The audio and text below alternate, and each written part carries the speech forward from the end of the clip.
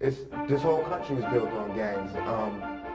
We just have to not be so self-destructive about it. Organize, you know.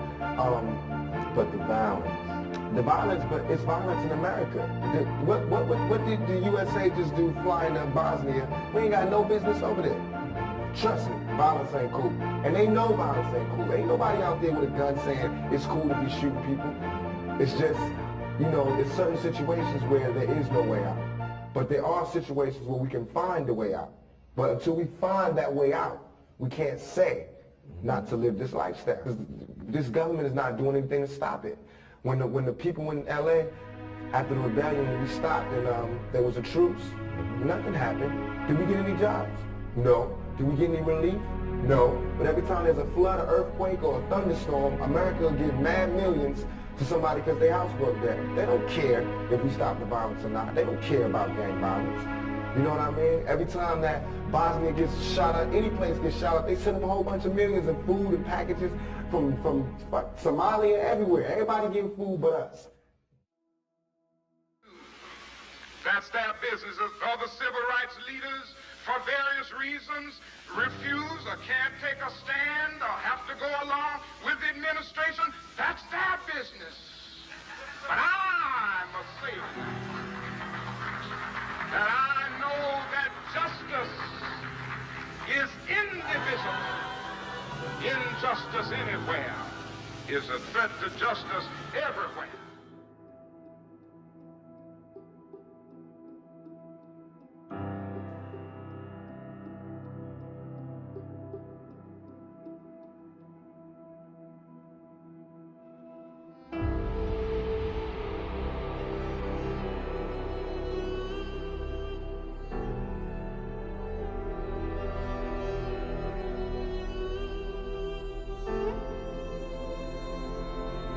Sexual assault is everywhere. Listen, let's be honest. We've just been waiting for the Me Too movement. Okay? I cannot tell you at any time in my life that I was not sexually assaulted in some way, it was just inappropriate, men exposing themselves to me, men on the street wanting to give me money if I kissed them, going to birthday parties and having a man touch my body.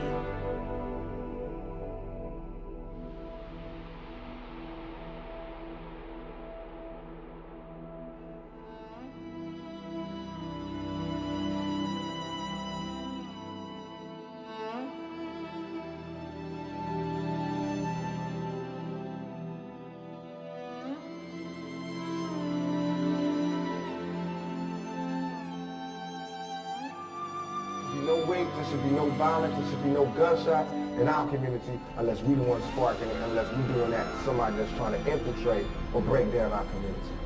You know what I mean? All this money that we make in the streets, we should bring it back and turn it back into the community. We need to have block parties again. We need to have leagues, you know, summer leagues, football teams, basketball teams. We need to start taking care of our own. That's how it can be positive. It can be positive when we start, you know, sending these young G's to school, sending the younger G's to college. You know, let them come back and build something.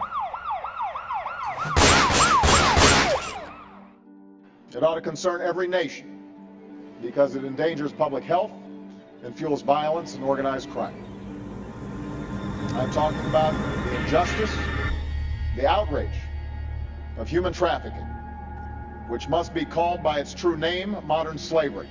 Now, I do not use that word slavery lightly. It evokes, obviously, one of the most painful chapters in our nation's history. But around the world, there's no denying the awful reality. When a woman is locked in a sweatshop or trapped in a home as a domestic servant, alone and abused, and incapable of leaving, that's slavery. I'm Anthony. How are you? When a little boy is kidnapped, turned into a child soldier, forced to kill, or be killed, that's slavery. When a little girl is sold by her impoverished family, girls my daughter's age, runs away from home, or is lured by the false promise of a better life, and then imprisoned in a brothel and tortured if she resists, that's slavery. It is barbaric, and it is evil, and it has no place in a civilized world. Just a few days ago, we marked the 150th anniversary of a document that I have hanging in the Oval Office, the Emancipation Proclamation. With the advance of Union forces, it brought a new day, that all persons held as slaves would thenceforth be forever free. We wrote that promise into our Constitution. We spent decades struggling to make it real.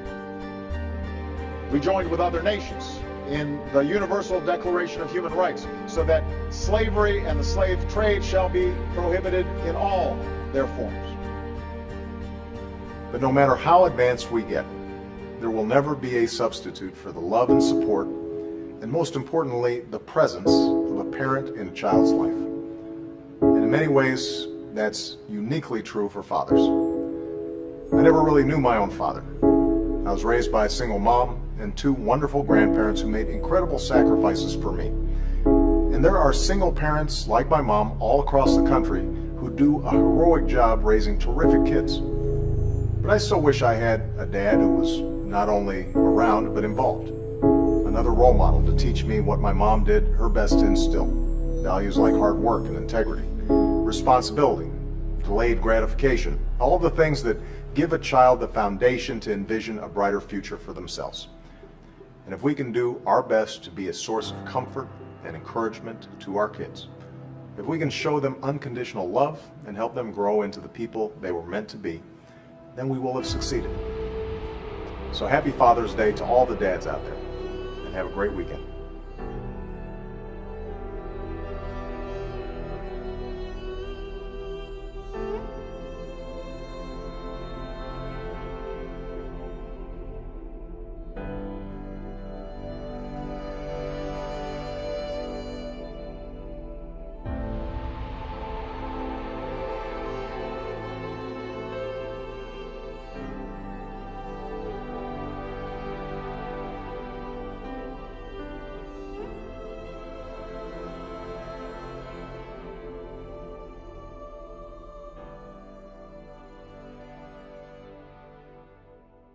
Women have not been heard or believed if they dared to speak their truth to the power of those men. But their time is up.